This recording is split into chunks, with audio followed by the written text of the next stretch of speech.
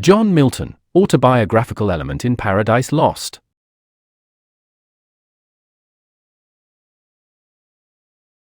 In literature, a creative writer may become personal or impersonal depending on which approach he chooses to pursue for the expression of his ideas about life. If he is subjective and personal, the critics and readers may be able to construct the profile of his life and his views on life without much difficulty.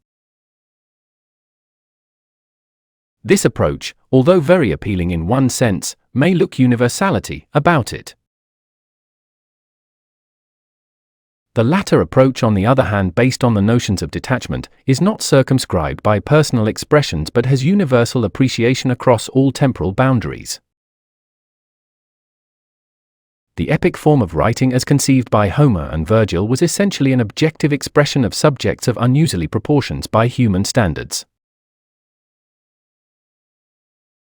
But Milton deviated from this classical tradition and infused his own soul and personality into it. According to Coleridge, John Milton is in every line of the Paradise Lost. And in Legaut's view, Milton is in truth the only living being who exists in his works. Thus the elements of self-revelation, both personal and philosophical, are explicitly manifest throughout the whole structure of the epic. After reading the poem, one justifiably tends to think that Paradise Lost is basically a personal and spiritual autobiography of the poet.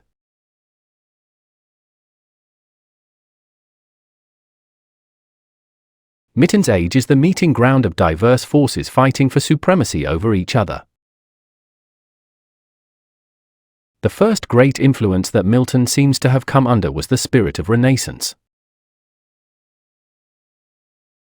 The revival of Hellenism in Europe brought along with it a renewal of interest in mundane life, a new spirit of inquiry, a sense of defying autocratic authors, a fresh appreciation of beauty and enjoyment, the induction of a logical and rationalistic outlook on stereotypes and institutionalized behavior, and, more important of all, an increased interest in Hellenic art and literature. Milton's Paradise Lost quite clearly demonstrates their ideals directly or indirectly in the whole conception of the poem. He used the art and learning of the Renaissance to project his religious and moral ideas about life. The treatment of the epic is thoroughly classical. The character of Satan is conceived and glorified in the light of the Renaissance ideals. The glorification of Satan at the expense of God is essentially in the Renaissance spirit of defiance of authority. Satan, like the heroes of Spenser, represents Milton's love of enterprise and adventure. Milton's belief in humanism gets reflected in Satan's love of liberty and freedom from unexplained constraints imposed on individuals. Thus the first thing that strikes the reader about the revelation of his personal ideas in his rationalistic and humoristic outlook on life. Though he had religious beliefs of his own, he scrutinized every dogma under the searchlight of reason in the first phase of his poetical career.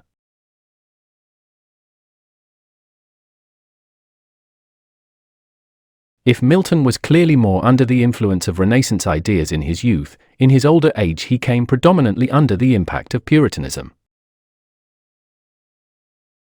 Although Puritanism and Reformation are the result of Renaissance, the former movements developed, eventually, into something hostile to the influence of Renaissance. The Puritans believed in an austere, high-principled, God-fearing, blemishless kind of life. Then Puritans were against all established authority, whether of the government or of the church. Throughout the poem we can find unmistakably the imprints of Milton's puritanical ideas, which he seems to have developed in his old age. Although Milton was free from moral and religious earnestness, he was free from intensely narrow outlook peculiar of a strict Puritan. The very theme of the Paradise Lost is religious. Milton takes upon himself to justify the ways of God to man. He based his great work on the story of the fall of man, as given in the Bible. Here Milton's object was to show how man fell through disobedience and how he could regain the lost paradise through the grace of God. The conflict in the epic is basically the spiritual conflict of man's first disobedience. Although the epic superstructure is classical, the filling up of the form is mainly derived from the scriptures. The action of the epic also to a great extent conforms the theological details underlying it. Milton makes hell a much hateful place, and his intention undoubtedly is to warn all followers of the satanic powers against the consequences of evil doing.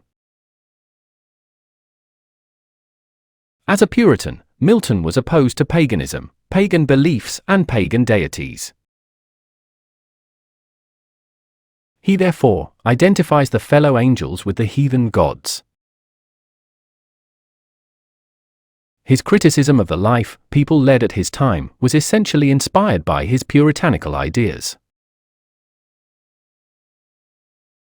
Milton lashes openly at the corruption prevailing in both religious and temporal spheres of life, which he despised personally. Milton's religious affirmity also finds expression in his invocation to the heavenly muse.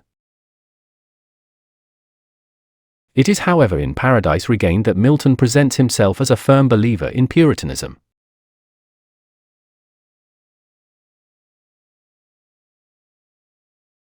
It is also apparent from various lines in Paradise Lost that Milton did not have a high opinion of women and considered her as a trouble for man. Milton seems to hold Eve responsible for Adam's fall.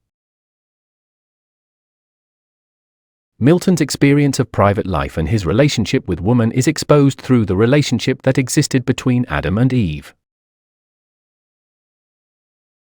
Adam's moaning on the unhappiness of marriage is a reflection of Milton's own disappointment in his marriage. The reconciliation between Adam and Eve refers to actual happenings in Milton's life. More importantly, Milton's premise of the nobility and moral beauty of Eve's character suggests the picture of actual womanhood typified in his third wife.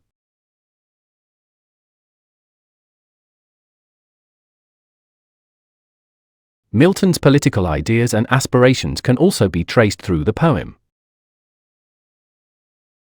He seems to achieve this objective mainly through the speeches and actions of Satan. Milton, who was disillusioned by the restoration of monarchy in England, identified himself unwillingly with Satan. Milton perceives God as the King of England surrounded by flatterers. His political ideas are also expressed in the last book about the failure of Commonwealth. The debate in hell is an echo of the period of passionate parliamentary life in England during that time.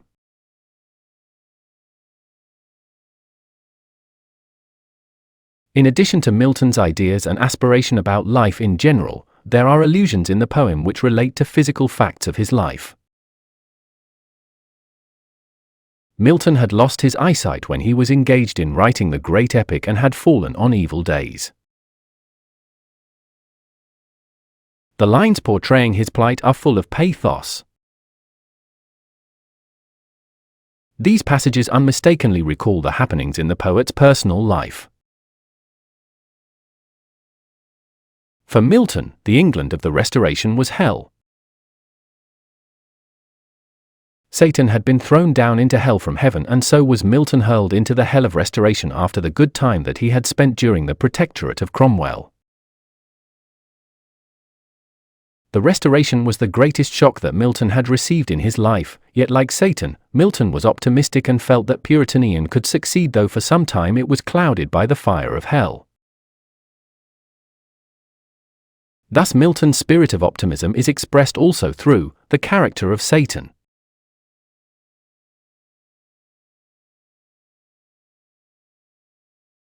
It is worth pointing out in summation that Milton's personal feelings and ideals had an indelible mark on his style. The revelation of his personality gave lyric intensity to the poem.